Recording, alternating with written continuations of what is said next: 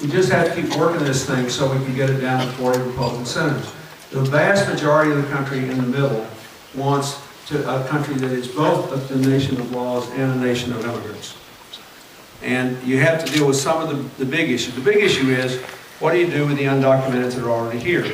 The Lou Dobbsons of the world said they're here illegally, send them home.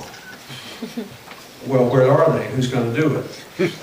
On the left are the people who basically say just ignore it and let everybody keep coming, ignore the fact that in an age of terror, it is quite important to be able to control your own borders and know who's in your country. For example, there has never been a Mexican-American terrorist, as far as I know.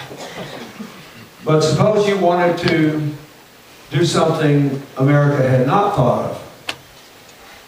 One good way would be to send a cell to Mexico, teach them to speak Spanish, then teach them to speak English with a Spanish accent, and have them pretend to be undocumented immigrants, and go to Omaha and blow up a shopping center.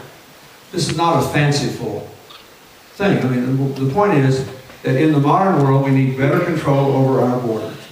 Now, the other thing is, what do you do about the workplace? While it is true that most undocumented immigrants are not displacing American workers, like we have a huge immigrant population in Westchester County, where I live. And a lot of them live in Mount Kisco next to me, and I go over there and do my heart walks all the time, and lots of time I can walk 2 miles up one street, and not 5% of the people passing me will be speaking English. Most of them from the Dominican Republic and Ecuador. Most of them are taking jobs that they're not displacing people. On the other hand, in another one of our cities, earlier this year, a contractor filed a report on a school construction program in which he claimed that he paid a certain amount of money in wages and benefits because the workers were only working 10 hours a week. In fact, they were working at breakneck pace to have the school ready for opening in this school year. And he was using illegal immigrants and didn't want to say so. And he was depressing wages in the area by paying them less than he would have lawfully been required to pay Americans. So we need more workplace enforcement where people are getting the shaft, whether they're immigrants or American citizens.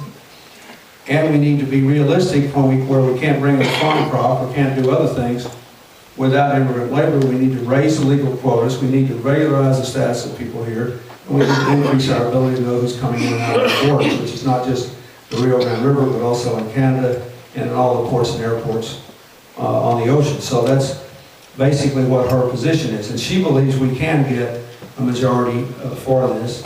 When President Bush tried to do it, by the time he tried to do it, actually his bill wasn't all that bad.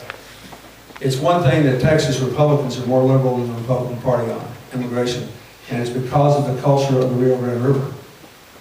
And anybody who's ever spent any time in South Texas will immediately understand this. I mean, there's a much greater level of ease and comfort with people from other countries. And so I think, my personal opinion is that President Bush has always been pretty good on this issue. And taken very few cheap shots at immigrants. And, but we couldn't pass it because he was so weak by then in political support that the conservative Republicans felt free to oppose him too.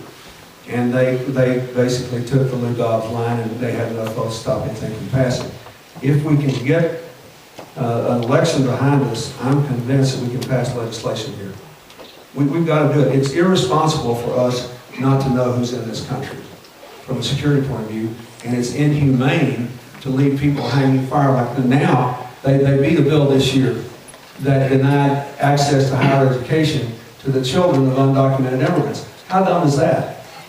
I mean, it wasn't their fault, even if you think it was wrong, and it weakens our country. We spent a fortune educating them in the public schools anyway. That's right. Right. So we're going to lose our investment. Right. This is the last one. The president.